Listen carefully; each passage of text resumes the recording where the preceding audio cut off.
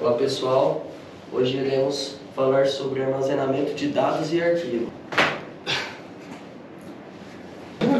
Bom, continuando, a gente falou sobre, na aula passada, sobre conceitos básicos, conceitos que são base para você entender o funcionamento do sistema Linux, tanto para quem e para a rede também, tanto para quem vai configurar, e algumas coisas são importantes também para usuários.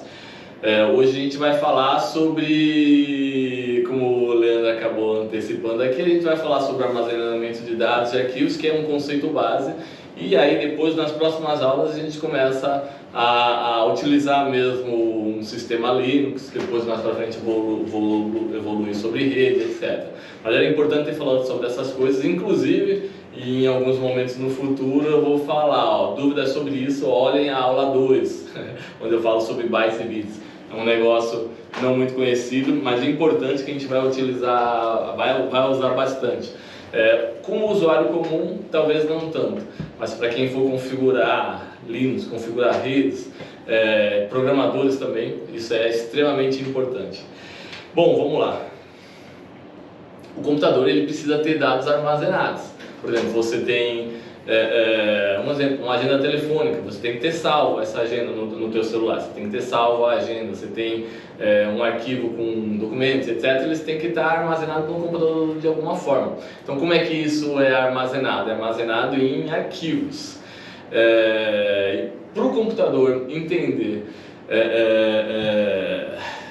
como localizar esses arquivos, como ler, existe um certo formato, um padrão que ele utiliza. Então aqui eu vou explicar o conceito básico sem entrar muito em detalhes, e aí inclusive lembrando, tudo que eu comento aqui, mesmo as coisas que eu falo na aula passada, tudo tem evoluído. Por exemplo, BIOS tem evoluído para outros formatos.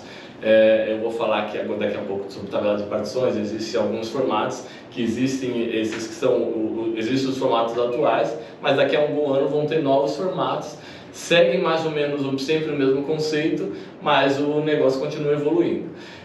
Então vamos lá, primeiro vamos ver como é que o computador localiza um arquivo, porque assim, uma coisa é como nós localizamos um arquivo no computador, outra coisa é como é que o computador localiza esse arquivo. Isso é importante a gente entender um pouco disso, e aí depois eu vou explicar também como é que isso é organizado do nosso ponto de vista de usuários ou operador do sistema e do ponto de vista do computador.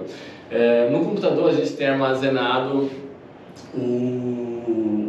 a gente tem lá um HD, que é um disco rígido, ou tem um SSD, ou outra coisa que venham a inventar no futuro, seja lá o que for, isso internamente, vamos colocar, faz conta que fosse uma única faixa assim, que tem lá, para variar, um conjunto de bytes onde as informações são armazenadas.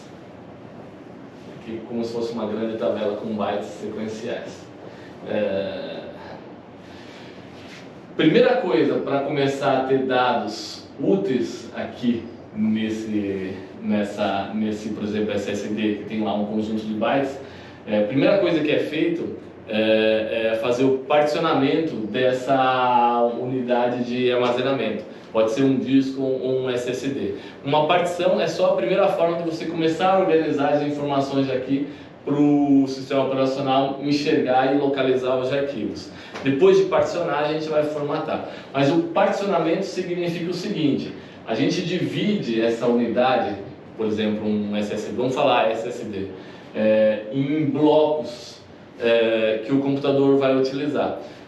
Normalmente, um computador simples que um usuário comum instala, a gente informa que vai existir, assim, vamos colocar aqui, no início tem a tabela de partições, a gente informa que vai existir uma única partição, que aí ocupa o disco inteiro. Beleza, tem que no mínimo existir isso. Eventualmente, a gente faz conta que a gente vai instalar 2 sistemas operacionais. Eles vão ter que estar em blocos separados desse mesmo disco. Então a gente informa que existem 2 partições. Uma vem até a metade do SSD, aqui, e a outra começa aqui. Então aí a partir daqui a gente tem 2 partições. O sistema operacional, para saber quantas partições tem no disco, ele vai olhar uma coisa que chama tabela de partições.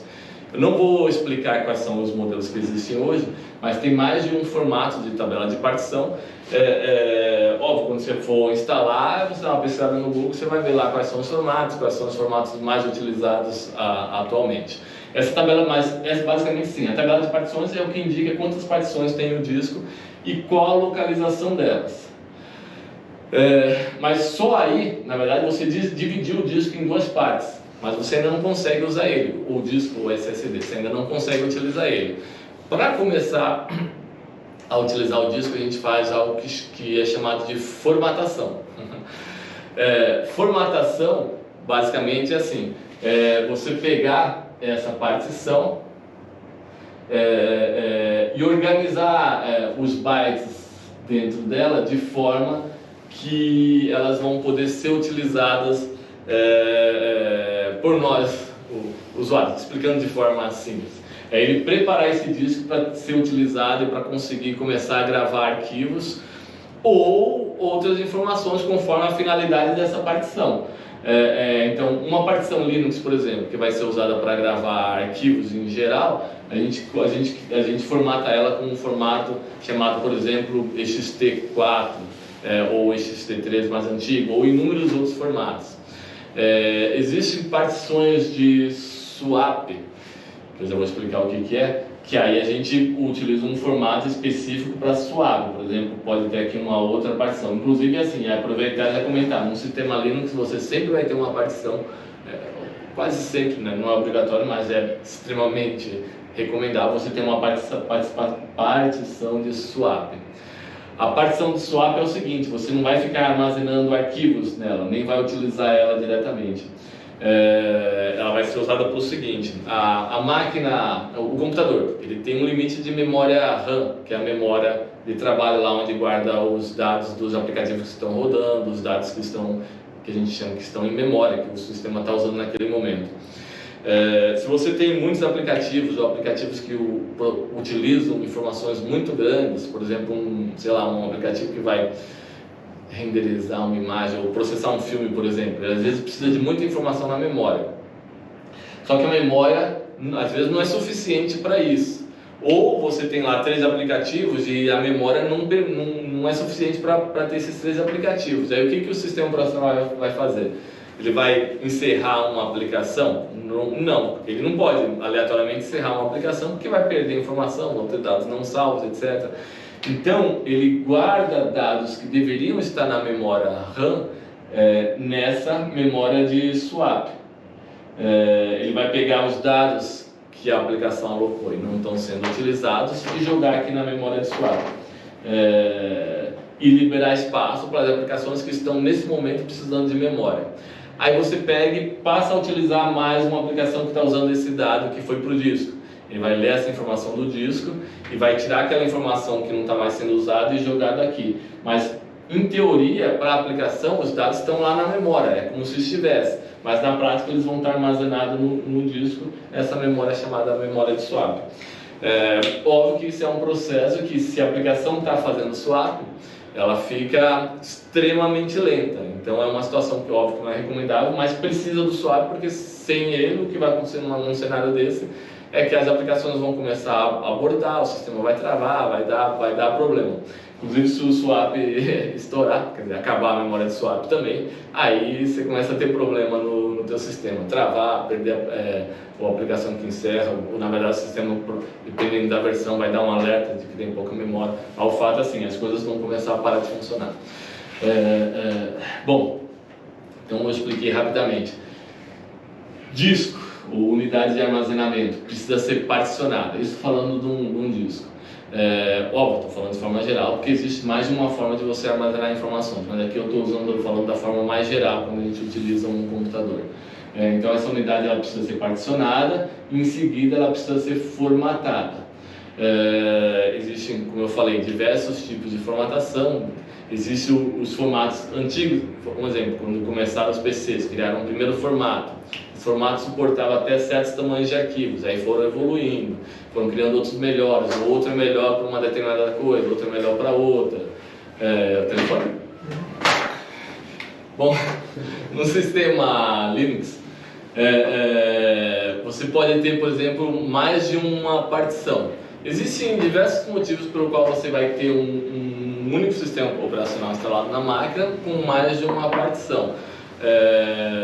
No geral, óbvio, você pode não ter, mas um motivo prático, por exemplo, para você ter duas partições, é você, por exemplo, ter um sistema operacional instalado em uma partição e a outra partição só com dados de usuário, por exemplo, teus arquivos, teu currículo, documentos, planilhas e etc. E por que separado em partições? Porque você pega e vai instalar outra versão do Linux, ou uma versão totalmente atualizada nova, ou vai migrar por exemplo, do Ubuntu para o Fedora, ou para algum outro formato que surja. Você formata a partição do sistema que tem o sistema operacional, executáveis, etc., e mantém a tua partição de dados, e aí você instala o sistema totalmente novo, mantém seus arquivos sem precisar formatar, sem ter que ficar fazendo um backup disso, por mais que backup é obrigatório, você sempre vai fazer, mas você não vai fazer só porque está formatando. Você até faz o backup, mas você formata, instala o sistema novo e mantém os dados. Então esse é um exemplo de por que separar eventualmente as partições. Óbvio que aí cada um faz o que quer conforme que achar melhor. O mais normal quando você instala o sistema, algumas versões de Linux já configurava por padrão separadas as partições. Uma para dados de usuário, outra para o sistema operacional, e outras versões não. Então, realmente, aí vai depender do gosto, do que a pessoa, como ela vai utilizar. Eu, na prática, normalmente não separo essas partições. Na verdade, às vezes eu tenho partição separada quando tem mais de uma unidade. Por exemplo, eu tenho um disco, um SSD e outro um HD. O SSD é muito mais rápido, então às vezes eu ponho no SSD aquilo que eu preciso que tenha performance, por exemplo, o sistema operacional, ou às vezes alguns arquivos, e dados, por exemplo, imagens, coisas que eu vou só manter armazenado, eu deixo no HD, que ocupa muito espaço, eu deixo no HD. Isso aqui é um exemplo. Bom, vamos lá, falei sobre partições, agora vamos apagar.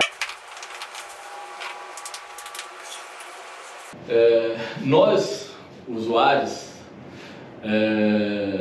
armazenamos os nossos dados em arquivos no computador. Então esses arquivos eles vão ficar no SSD dentro de uma partição que foi formatada. E a gente pode ter, na verdade, no nosso computador vai ter milhares, literalmente milhares de arquivos.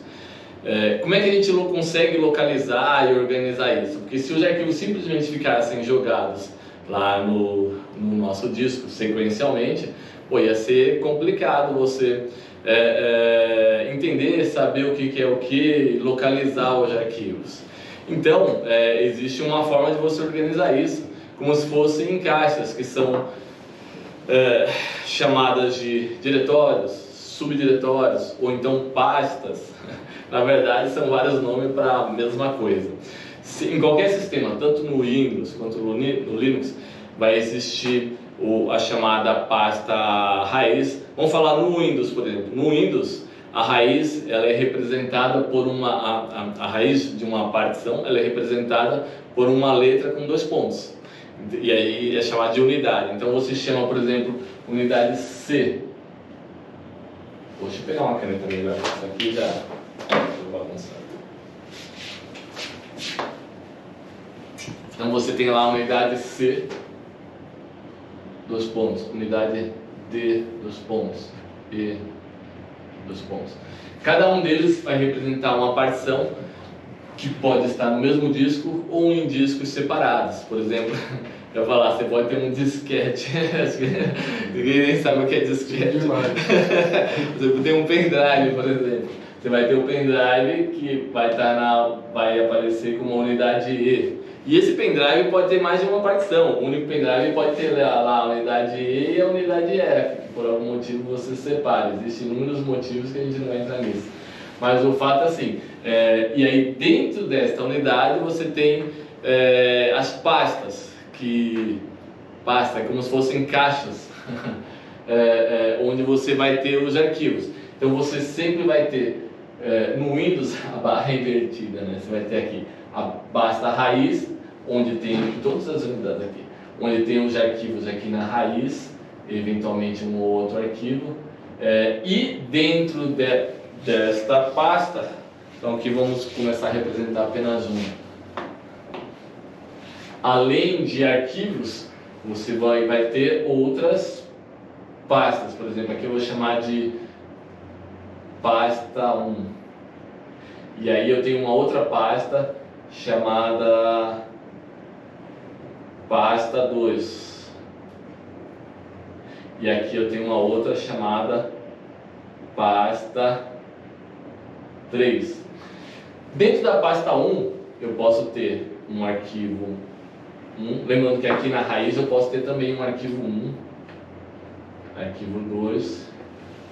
Na pasta 1 eu tenho outro arquivo 1 que não vai ter nada a ver com o arquivo 1. Ele é o arquivo 1 que está na pasta 1. E aqui é o arquivo 1 que está na raiz, por exemplo. São arquivos diferentes, mas que, como eles estão em locais diferentes, são outros arquivos. Você não pode ter, obviamente, dois arquivos com o mesmo nome dentro da mesma pasta, né? Que aí não tem sentido, você não sabe quem é quem. Aqui eu tenho o arquivo 2.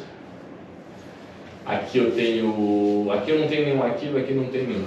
Dentro da pasta 1, além do arquivo 1 e do arquivo 2, eu posso ter uma pasta que eu vou chamar de D1 e outra pasta que eu vou chamar de D2. E dentro da pasta 1, eu posso ter N arquivos, e da pasta 2 N arquivos, e outra pasta que eu vou chamar de P1, outra que eu vou chamar de P2, e assim sucessivamente, ou seja, eu posso ter inúmeras pastas dentro de pastas. Qual o objetivo disso? Organizar o teu sistema de arquivos aqui para você conseguir localizar os arquivos que você precisa e até o próprio sistema operacional. Então, o sistema operacional, por padrão, sem entrar em detalhes de configuração, ele vai procurar arquivos de drivers, por exemplo, numa determinada pasta, arquivos de sistema e executáveis numa outra pasta. Os arquivos de usuários vão estar organizados num certo padrão, por exemplo. Dentro de uma certa pasta vai ter o arquivo, vai ter uma pasta chamada Leandro. E dentro de Leandro tem lá os documentos do Leandro, as imagens do Leandro e assim vai, porque uma máquina, um computador tem múltiplos usuários. Então os arquivos que cada usuário tem são organizados dentro desse computador por padrão. Os arquivos do usuário dentro de uma pasta que fica dentro de outra pasta, mas essa pasta principal vai ter o nome do próprio usuário. E óbvio que existem outras pastas que vão estar na raiz, mas existe um certo padrão de organização. Então aqui eu falei um pouco de uma máquina Windows. As partições são separadas por letras. O Linux tem esse mesmo conceito, mas existe uma pequena diferença, não tem as letras. E as barras, a barra para separar as pastas, os diretórios, etc., ela não é invertida. Quer dizer, a gente chama de barra invertida, a barra que começa em cima na esquerda e embaixo na direita. E a barra normal é essa barra aqui. Embaixo ela está à esquerda e em cima à direita. Você deve saber, né? É a barra que a gente usa para separar datas, por exemplo, 15/1/74, é a barra normal. Então no Linux, para separar as pastas, na hora de você indicar o caminho de um arquivo, você usa a barra normal. Isso aqui só para manter o Leandro acordado. Tá acordado. Exato. Ele não tá na meia. É que ele estava quase piscando, então eu dei uma acordada nele. No Linux não tem as unidades, C2 pontos. Então como é que a gente sabe qual partição a gente está utilizando? Na verdade, assim, olhando só os nomes da pasta, a gente não sabe. No Linux ele tem que a partição raiz, o root, é a barra. Então aqui é a partição onde estão todos os arquivos de todas as pastas. Debaixo dela existem algumas pastas padrões, por exemplo, etc, home, por exemplo, USR, não vou entrar no detalhe disso aqui ainda, mas que para manter uma organização e você saber onde estão as coisas, então existem algumas pastas padrões que organizam os sistemas de arquivos do Linux. Você olhando isso aqui, como eu falei, você não sabe qual está em qual partição. Então como é que funciona? Mas quando que você criou uma máquina, um computador, um disco, que você separou em 3 partições. Uma partição, você formatou as partições, elas já estão preparadas para serem utilizadas. Então, uma partição no Linux a gente faz uma coisa que a gente chama de montar ela e atribuir uma pasta para ela. Então, eu criei, por exemplo, essa partição aqui, 1, vou chamar de 1. Aí eu pego e digo que a partição 1 é o root. E aí, tudo que tiver debaixo dessa pasta root, que é da raiz, está na partição 1. Então eu posso criar outras pastas aqui, chamada, por exemplo, a var, o x, y e n arquivos vão estar todos nesse pedaço do disco. Até aí, tranquilo. Mas aí eu tenho uma outra partição 2 aqui. E eu pego e digo que eu crio nessa partição principal uma pasta home, e eu digo que a pasta home não vai ser mais uma pasta dentro da partição raiz. A pasta home, na verdade, vai ser uma pasta que vai estar nessa partição 2. Então, tudo que está na raiz, com exceção do que está no /home, ele vai estar na partição 1. O que está na pasta home vai estar na partição 2. Aí faz conta que eu tenho uma partição 3 e 4. Por algum motivo, eu quero que o que está na pasta home, aí dentro da pasta home eu tenho lá a pasta, vamos lá, a pasta Leandro e a pasta João e a pasta Carlos. Por algum motivo, eu quero que a pasta Leandro não esteja na partição 2. Eu quero que ela seja, na verdade, armazenada na partição 3. Então eu posso dizer para o sistema operacional que eu vou configurar isso num arquivo e vou montar essa partição 3 apontando ela para o /home/Leandro. Então, assim, vai existir uma pasta /Leandro na pasta home, que está na partição 2, só que quando eu acessar a pasta Leandro, todo o conteúdo aqui vai estar armazenado neste pedaço do SSD onde fica a partição 3, não vai estar armazenado aqui. Então, fisicamente, no SSD, o que está no Leandro vai estar armazenado no aqui no 3. O que está no João, no Carlos, vai continuar na partição 2. Todo o conteúdo do Leandro vai estar na partição 3. Então, no Linux, você aponta pastas associadas a partições. E aí eu posso ter de novo na raiz uma outra partição chamada var, uma pasta chamada var, que vai apontar para a partição 4. Então no Linux ele não tem esse esquema de letras de unidades, C, D, 2 pontos. Na verdade, ele tem as pastas, e as pastas vão estar apontando eventualmente para alguma partição, não necessariamente. Como é que você sabe para onde estão sendo armazenadas as coisas? E por que é separado assim? Aí tudo tem seu motivo, né? Aí na verdade depende de quem está administrando, configurando os computadores, a empresa ou o teu computador, etc. Depende de como ele quer organizar as coisas e por quê. Se você como usuário, você usa normalmente os arquivos, você não precisa saber que o home Leandro está armazenando num lugar à parte. Você usa como se, na verdade, ele está na raiz, dentro da raiz no home, dentro do home no Leandro. Você só vai usando normalmente. Onde está sendo armazenado, aí já não é problema de quem está usando, normalmente, né? Faz conta que você conhece um pouco mais o Linux, aí você pode executar os comandos que vão mostrar onde estão sendo armazenadas as coisas. Você quer saber por algum motivo que você conhece um pouco mais, quer saber como é que estão sendo montadas as partições da máquina. E, inclusive, assim, aqui eu estou falando numa única unidade, mas eu posso ter uma pasta, por exemplo, eu posso dizer que dentro do home, a pasta José, escrevi de lado aqui é meio ruim, José, ela não está nesse disco, ela está acessando uma pasta da rede de um outro servidor. Você vai gravar e copiar arquivos aqui como se fosse na tua máquina, mas isso aqui na verdade está num outro servidor, que aí uma outra pessoa eventualmente pode acessar ou não. Você desliga esse computador e esses dados estão lá. Mas no Linux tudo vai estar como se fossem pastas localizadas a partir da raiz,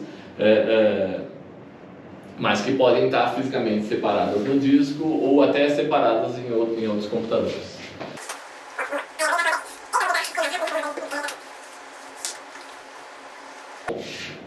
Tudo isso para poder falar agora de arquivos. O que é um arquivo? Um arquivo, vamos lá, como é que a gente define o que é um arquivo? É um dado gravado.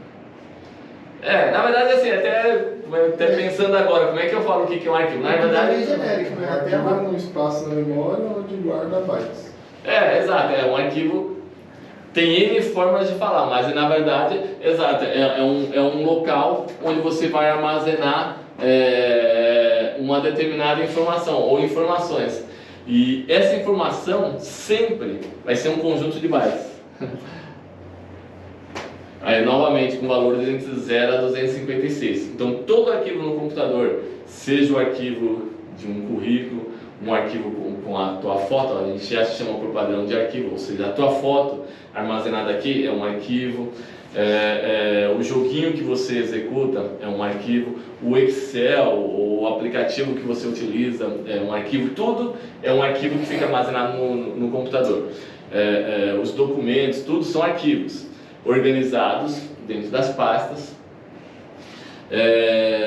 Só que esses arquivos, como por exemplo, quando você abre uma imagem, por padrão, faz quando você está usando não é um navegador, por exemplo, no Windows tem o Windows Explorer, no Linux tem lá não lembro o nome, mas o sistema para navegar entre os arquivos. Você dá 2 cliques numa imagem, ele já abre e mostra a imagem na tela para você. Como é que o computador sabe que aquilo lá é uma imagem?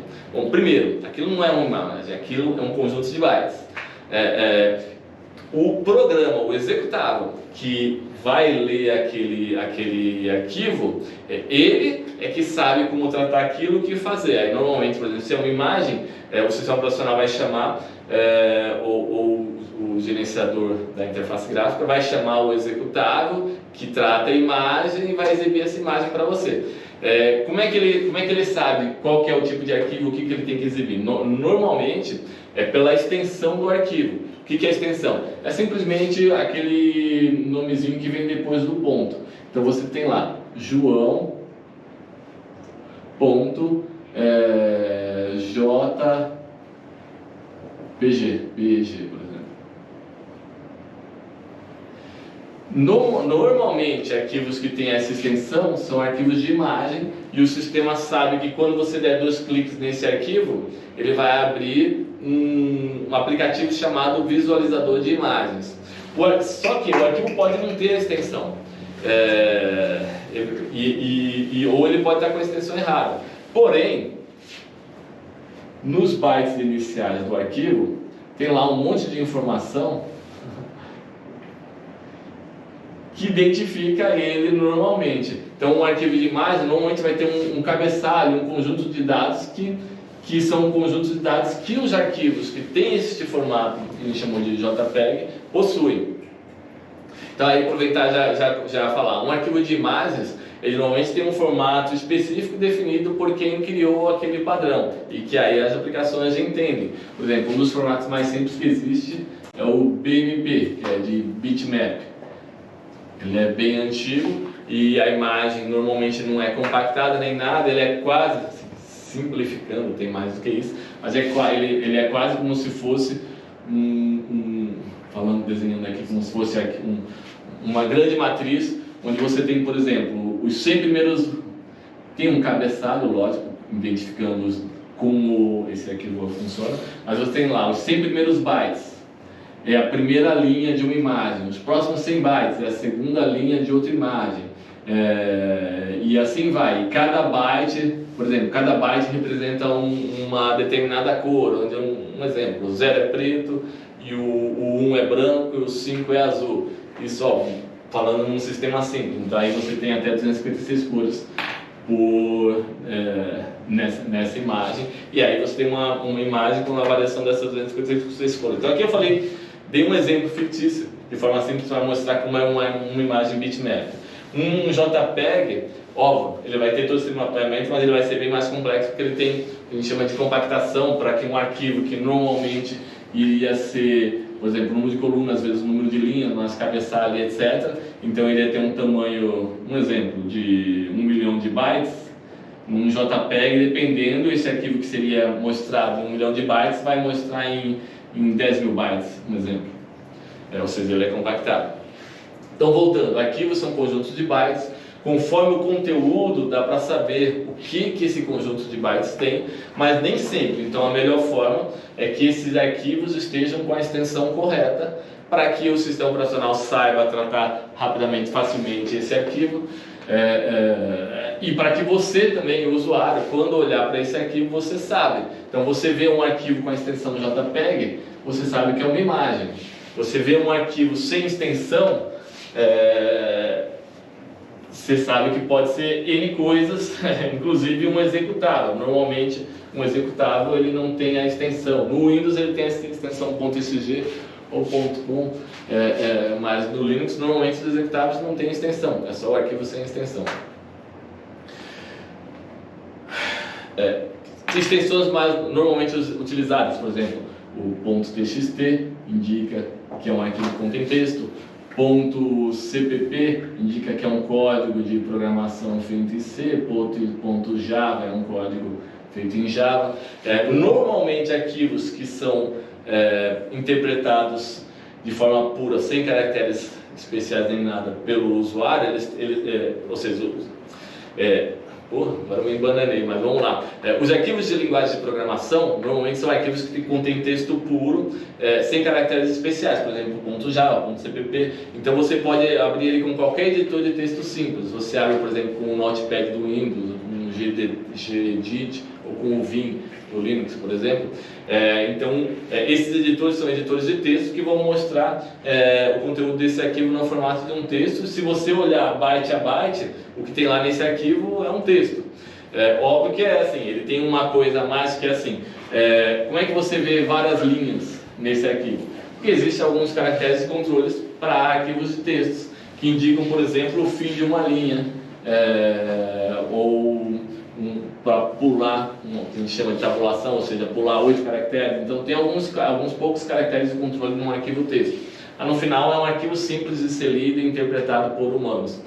Já os arquivos de executáveis, ou arquivos de imagens, ou os arquivos de aplicações em geral, eles são mais complexos, são bytes em sequência, sempre, inclusive os arquivos de texto, só que eles seguem o formato. O conteúdo armazenado nele é o conteúdo definido pela aplicação que utiliza esse arquivo. Então, por exemplo, existe o arquivo PDF, que é famoso. O que é o PDF? Existe um certo padrão para você definir os bytes que vão estar lá naquele arquivo, e ele vai exibir um documento. Normalmente ele é leve e rápido de exibir, mas ele pode ter dentro dele texto, imagens. Como isso é organizado, aí quem quiser entender pode ler a especificação do formato PDF. Mas a gente normalmente não precisa disso. Como usuário, a gente, mesmo programadores, a gente utiliza diversos arquivos sem precisar saber o formato exatamente como está armazenado aquele arquivo. Eu não preciso saber como um bitmap é armazenado ou um JPEG, a não ser que eu seja um programador que faça aplicativos que vai lidar com imagens. Aí é outra história. Aí eu tenho que ler as especificações e entender como é que está organizado cada byte de um BMP dentro de um arquivo. Normalmente, se eu não vou tratar nesse nível, não for desenvolver aplicações que trabalham com bitmap, eu não preciso disso. Basta usar de forma normal. O importante é entender esse conceito geral, né? De como as coisas funcionam. Bom, dito isto, agora eu vou para mais um ponto rapidamente, que ainda mais é sobre a mesma coisa. Eu falei que os arquivos são organizados em pastas. Quando você trabalha tanto no Windows quanto no Linux, sem estar utilizando a interface gráfica, mas usando a linha de comando, que é o que a gente usa bastante, a gente pode referenciar um arquivo dizendo o seguinte: o arquivo está na posição barra raiz, quer dizer, barra, né, que é raiz, barra, um exemplo, pasta x1 barra p2 barra p3. Esse é o caminho, e aí o nome do arquivo, por exemplo, que é arc1.txt. Isso aqui é importante, isso que eu vou comentar, porque ele é utilizado pelas aplicações, é utilizado pelos comandos que você usa na linha de comando. Aliás, só para explicar para quem não sabe, o que eu chamo de linha de comando é aquela tela preta no Linux que você usa para ficar digitando os comandinhos. A gente usa bastante isso. Isso aqui é o caminho absoluto de um arquivo. Porque eu estou falando o caminho de onde está esse arquivo, começando desde a raiz. Agora faz de conta que eu quero mover esse arquivo ou criar uma cópia dele na pasta barra x1 barra p2 barra p8. Tudo bem, eu quero mover esse arquivo daqui para cá. Eu posso usar um comando, por exemplo, chamado cp no Linux. No Windows existe o copy. Eu vou focar aqui em falar mais no Linux, mas óbvio que em qualquer sistema operacional os comandos básicos vão ter os seus equivalentes, né? Então o cp, que também é o copy, para copiar o arquivo de um local para outro. Aí existe um outro ponto que é o seguinte, para a questão de questões práticas.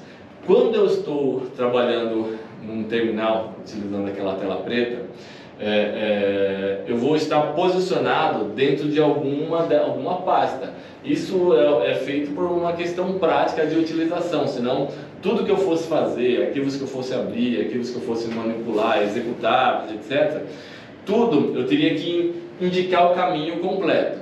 Para que eu não tenha que ficar indicando sempre o caminho completo, o que eu faço? Eu me posiciono dentro de uma determinada pasta. Então faz conta que eu me posicionei aqui nessa pasta P2. Eu estou aqui, em barra x1 barra P2. Então essa é a minha localização. Então dentro de uma janela eu sempre vou estar em uma única localização. Aí eu quero copiar o arquivo que está na pasta arq1, na pasta no barra x1 barra P2 barra P3 para a pasta barra x1 barra P2 barra P8. Eu posso colocar o caminho completo. cp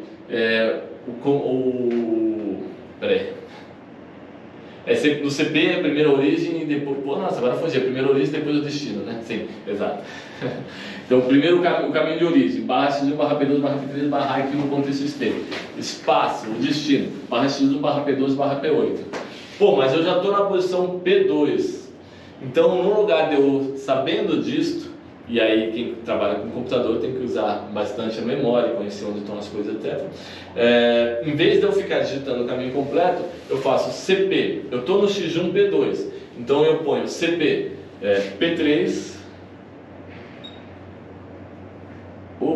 barra. Aqui eu pus a barra invertida, mas no Linux é a barra normal.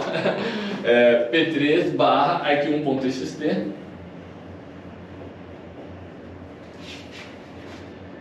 Espaço. Eu quero copiar dentro de P2 barra P8. Então, só que eu estou no P2, exato. Então eu coloco P8. Se eu quisesse mudar o nome, eu colocava P8 barra arqp.txt.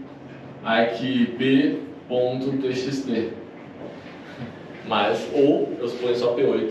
Fazendo isso, eu copio assim. Eu tô localizado no P2. Então aqui eu estou pegando o que está dentro de P3, o arquivo arq1.txt que está dentro de P3, e jogando para, como eu estou no P2, para a pasta P8. Mas quando eu quisesse copiar para o barra Z1 barra L2, eu iria fazer o seguinte: a origem continua sendo a mesma, P2 barra, na verdade eu estou no P2, então vai ser P3 barra arq1.txt. O destino é o seguinte: ele não está na mesma, ele não está em nenhum arquivo da hierarquia onde eu estou, com exceção da raiz. Então eu posso colocar aqui direto raiz, e aí eu ponho Z1 barra L2, eu vou pôr o caminho completo. Ou eu posso usar o caminho relativo, que é o seguinte, eu estou no P2, eu vou subir um nível, vai parar no X1. Como é que eu subo um nível? Eu coloco 2 pontos, barra, mas ainda não é no X1, eu quero voltar mais um nível que é para ir para a raiz. Eu ponho mais 2 pontos. E assim sucessivamente, se existissem outros níveis para subir. Neste exemplo que eu dei, é desnecessário fazer isso, porque aí eu vou pegar e colocar o resto do caminho, barra Z1 barra L2. Então ficou mais trabalhoso. Mas tem situações em que, se o arquivo eu não vou ter que subir até a raiz, ele vai estar em algum diretório num nível anterior, por exemplo, ou 2 níveis, aí eu utilizo esses ponto para indicar o local do arquivo e copiar ele, movimentar, etc. Aí, novamente, isso é utilizado por aplicações e é utilizado por usuários, por nós, para localizar e trabalhar arquivos, abrir, etc. E assim, na prática, a gente utiliza isso o tempo todo. Todo mundo aqui usa direto isso. Ou seja, é uma coisa que parece que não é muito útil, mas pô, sem isso a gente não vive. Senão teria que estar sempre dando o caminho completo dos arquivos. As aplicações usam muito, né? Para não precisar de saber tudo que tem dentro da máquina, ela só sim. tem meia dúzia de pastinha lá que ela vai usar. Exato. A aplicação ela pode estar localizada dentro de uma pasta e todos os arquivos relacionados a ela vão estar dentro de subdiretórios ou de pastas dentro dessa pasta principal. Mas a gente, como usuário, usa direto isso aí, usa sempre. Então tá, na próxima aula aí a gente já começa a falar um pouco mais de coisas práticas seguindo uma certa sequência. Aqui eu só quis dar os conceitos básicos que são fundamentais aí para a gente fazer diversas coisas. Então, com base nesses conceitos aí que a gente aprendeu nesses dias, a gente vai passar a fazer muita coisa em cima disso. Bom, por hoje é só.